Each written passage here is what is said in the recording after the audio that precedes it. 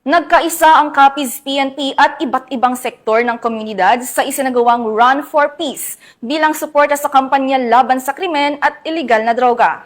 Yan ang balitang hatid ni Patrolwoman Charmaine Balunsat.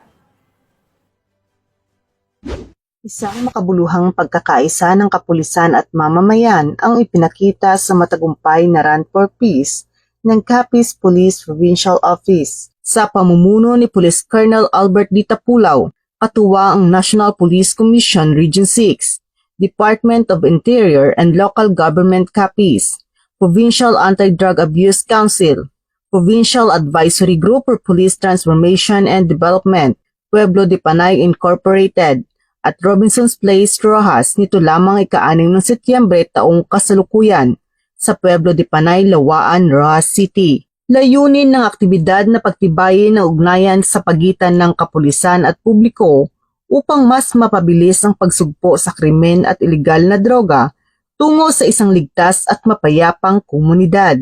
Nagpaabot naman ng taos-pusong pasasalamat si Police Colonel Tapulaw sa lahat ng lumahok at sumuporta sa tagumpay ng aktibidad.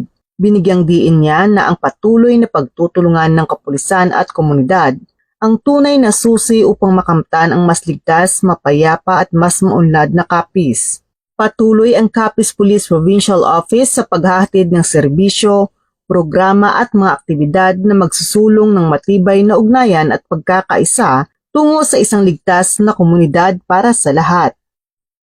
Mula dito sa Western Visayas, ako ang inyong Police News Network correspondent, Patrolwoman Charmaine Balunsat, alagad ng batas, tagataguyod ng Balitang Pulis.